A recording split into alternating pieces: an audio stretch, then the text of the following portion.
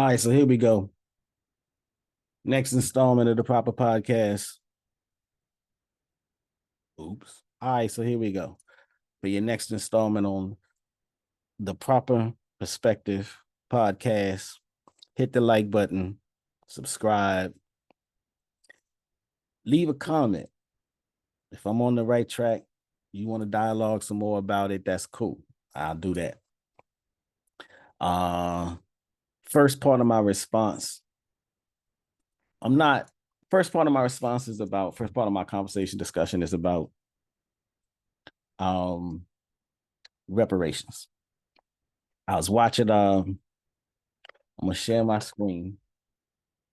At least I'm gonna try to. I'm gonna share my screen. I was watching this brother build, and he said something that he said something that a lot of people think is interesting, and I think it's a bit ridiculous. So I'm gonna share my screen.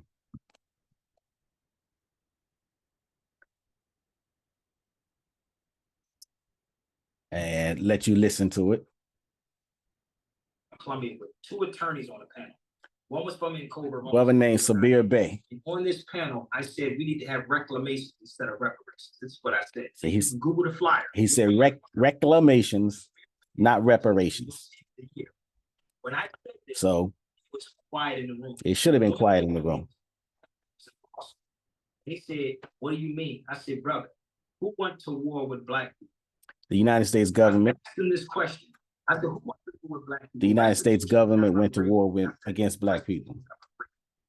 You have to identify the parties when you're talking about reparations. Who is the party? It was not called the United States government. It's called colonies. So what party? And if that be the case, we would have to get reparations from our own people because we had slaves also. Ridiculous. So this is the hard truth that we don't want to deal with.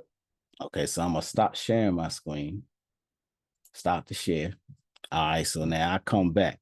Now, so the brother said, who went to war against black people? Quite frankly, almost all, or quite a few. I won't say all. I'm gonna say almost all. Quite a few European countries went to war against black people. Went to war against the African. Portugal, Spain, Italy, England,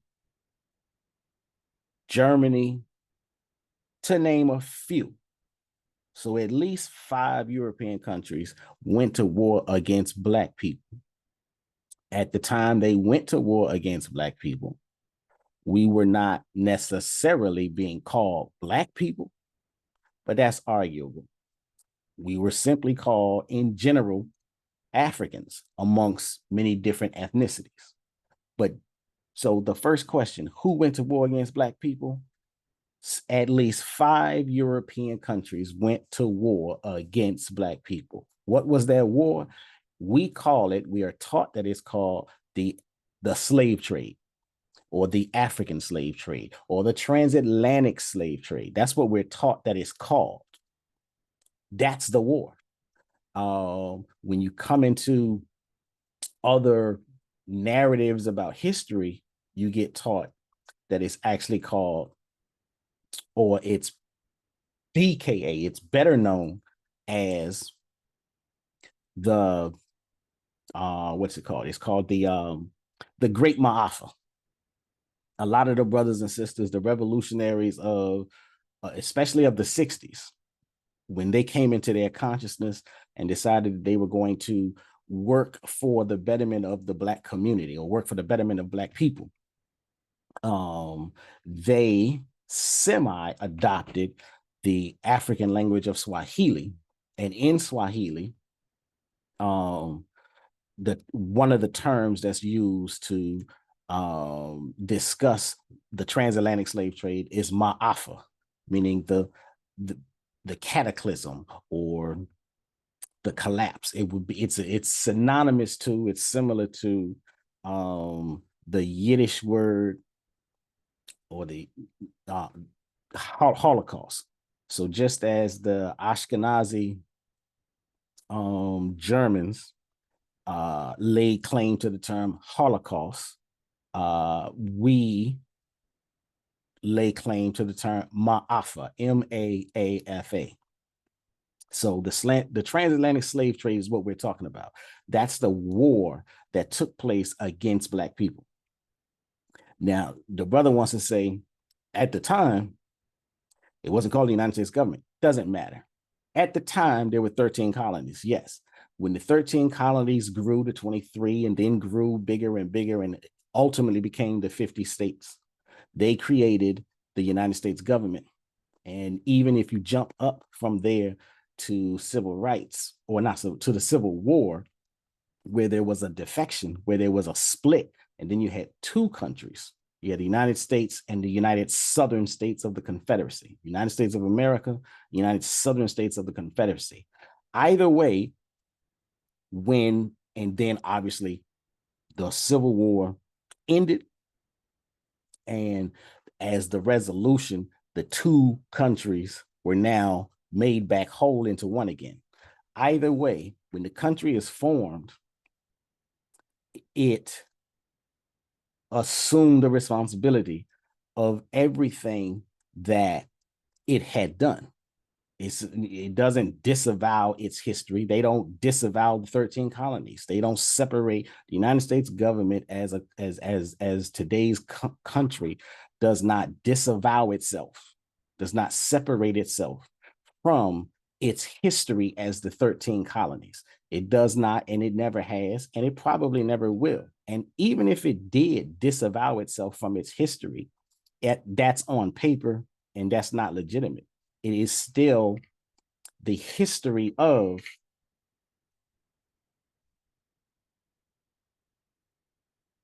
it is still embedded in the history of the United States is the history of the 13 colonies.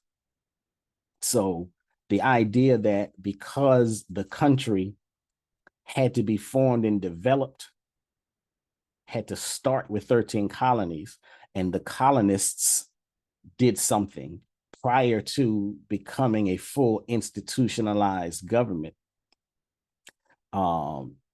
disavows them from what, as an institution, they owe, is utter nonsense.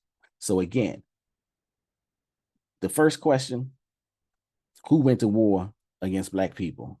At least 5 European countries went to war against Black people, and they all have bloody hands on the soil.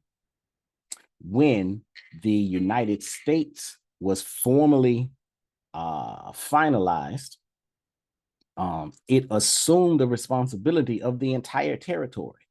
They collected what Portugal had left, done, created, and did. They collected what Spain left, done, and created, and so on and so forth. So the United States itself is part of the United States history is everything that it did in its past, including the 13 colonies. They've never disavowed it. So why would we, as Black people, as Africans in America, as even if you call yourself a Moor, why would you disavow your history when the country itself doesn't disavow its history? So that's part of my response to his idea of not getting reparations. Now, number 3, even more important, the idea, he goes on to say, it's more important to deal with reclamations than reparations. First and foremost, reparations reparations is the policy. Reparations is the policy of governments across the country, across the world. When the government is found to have violated the rights of its citizens. Now, you could play a game as to, well, what is a citizen? But at the end of the day, as far as citizenship is concerned, if you're born within the confines of any government, if you're born on the soil under the jurisdiction of any government, that's your natural citizenship. If you come to a country by force or volunteering, and you are granted citizenship, then you still are considered a citizen. The African, while we're dealing with the war on the African was enslaved. That enslavement was an act of war. The African was a citizen and still is a citizen. Does the African get the upright, righteous, noble, honorable treatment? Absolutely not. But getting the treatment and being owed the treatment are two different things. When the US government violated the rights of Chinese Americans, they were found guilty and they had to pay the price. When Germany violated the rights of its Ashkenazi citizens, they were found guilty and they had to pay the price. Now you get over to the United States government violating the rights of the African, and everybody comes out of the woodworks. Well, we don't deserve any money. We don't deserve any reparation. We don't deserve any payback. We don't deserve anything. It's as bad as it is to say that, to think that way. I would expect, I guess we should expect that type of thing, that type of thinking to come from people who are not linked to our community. But all skin folk ain't kinfolk. All kinfolk ain't skinfolk, excuse me. So this idea that reparations is not owed the Black man, the Black woman, the Black child, the Black family, the Black community. When, again, first and foremost, when a government is found guilty of violating its citizens, it has to pay the price. That's international law and it's governmental law. Every country recognizes this.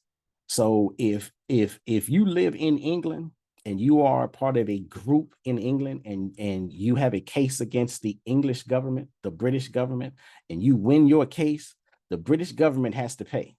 If you live in Italy and you are a group of citizens that has a grievance against the Italian government and you win your case, the Italian government has to pay.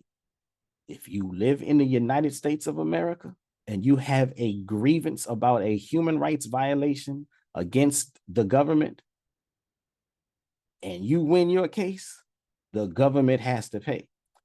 So the idea that reparations is not or should not be paid is ridiculous. It goes against standard law.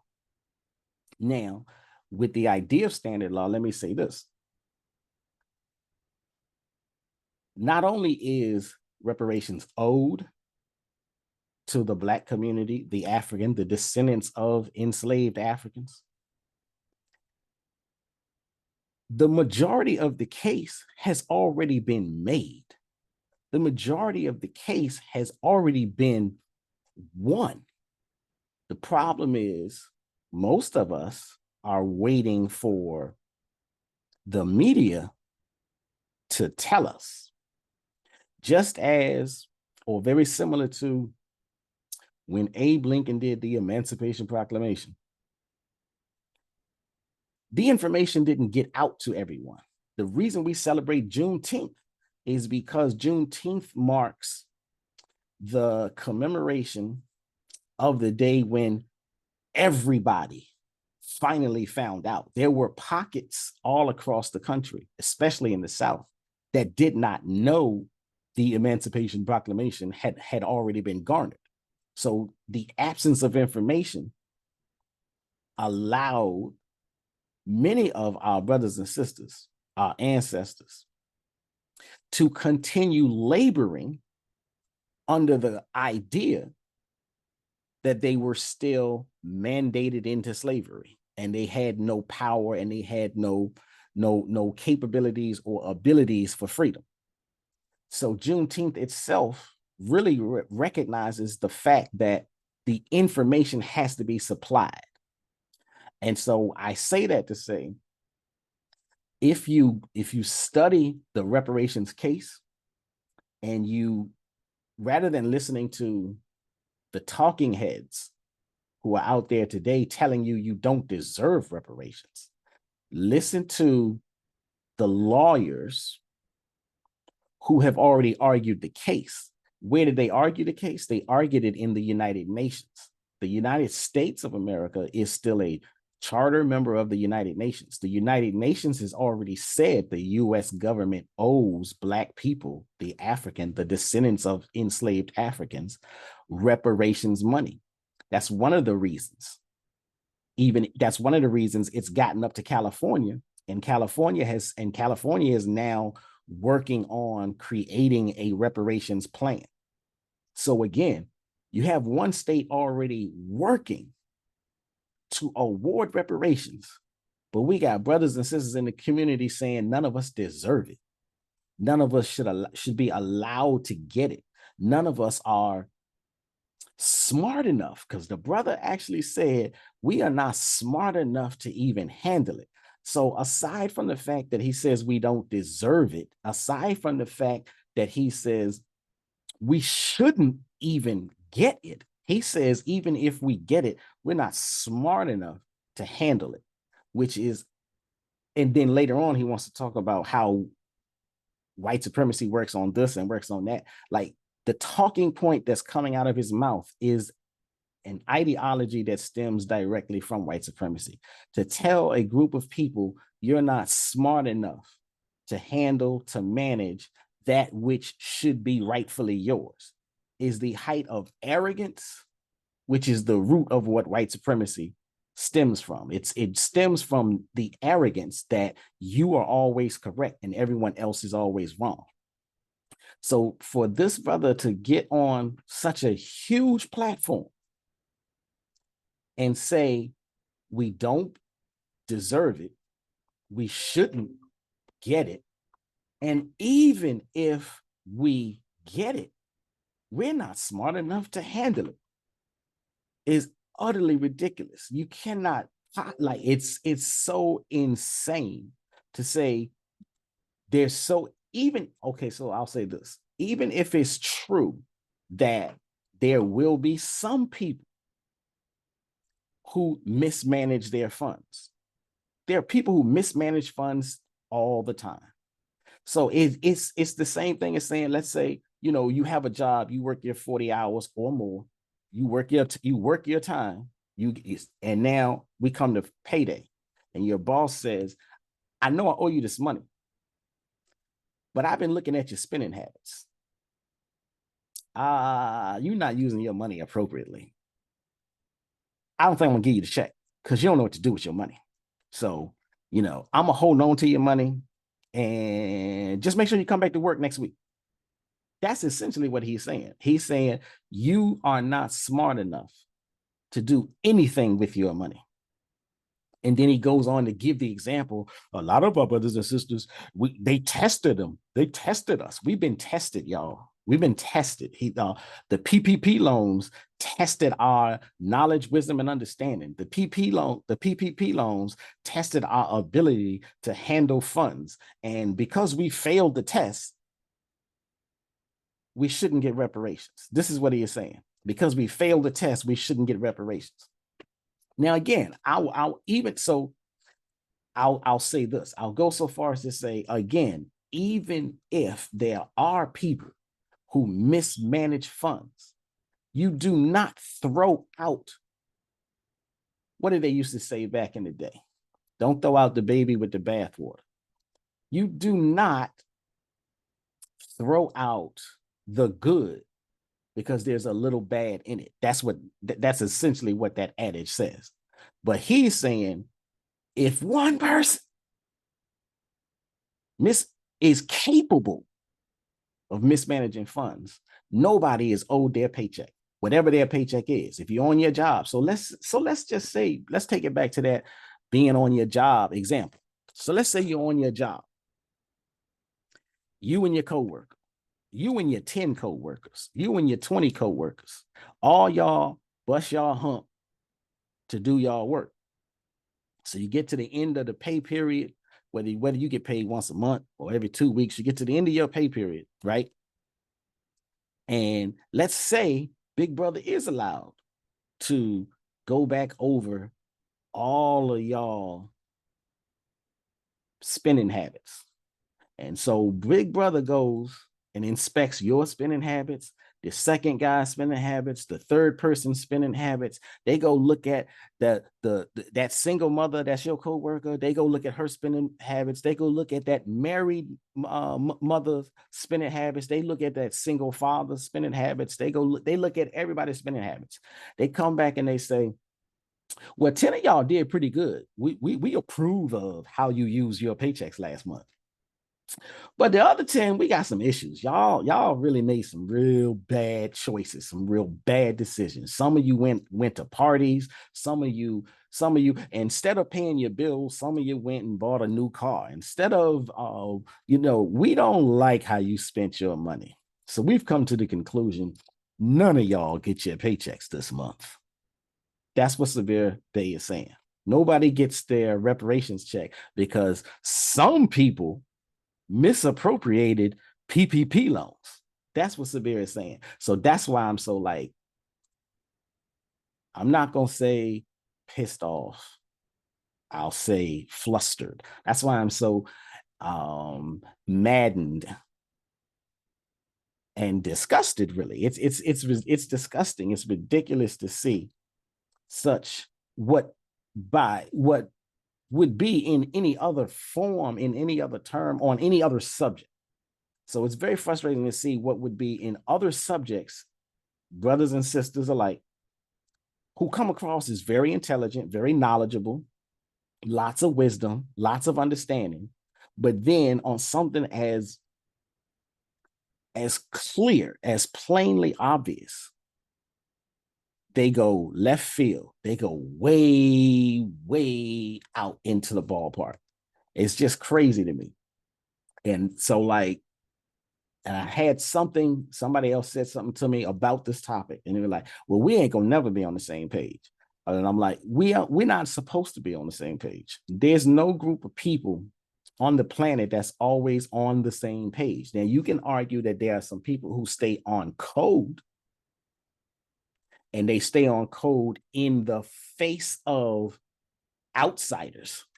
And indeed, we need to figure out a way to do that. But even with that, you can't, like, if other groups of people are always on code, then why are there wars? There are wars. There are military conflicts because other countries, other nations, other groups of people are not always on code and not always on the same page. So the idea that we shouldn't get reparations until we are on the same page, that doesn't fly. There's nobody that's always on the same page. If there's anybody that doesn't want reparations, if there are any Black people, any Africans, any descendants of enslaved Africans who feel like reparations is not something worth getting, they can just get out the line. They can just take their name off the list. They can write a letter right now and say, when the reparations check is coming, keep mine. Let them, and that's how we can stay on code. That's how we can stay on page. If you don't want your money, then give it to somebody else, or tell Uncle Sam you don't want it. Tell Uncle Sam he can keep it and use it any way he wants to. But don't tell the rest of us who want it, while we all deserve it. We all deserve it. Let's make that clear. We all deserve it. But if you don't want yours, send it back. Instead of telling us we're not smart enough to do the right thing with it, just send yours back. You don't have to talk. Just keep quiet. Or if you want to talk, then just say, hey, when the reparations check is ready, I don't want mine. But don't tell us we're not smart enough to do the right thing with it. That's my piece on reparations. If you disagree with me, if you agree with me, let me know. Say something in the comments, hit me up, hit the like button, subscribe. I'm out of here for now, but I'll hit you back with some more feedback, with some more food for thought, proper perspective. I'm out.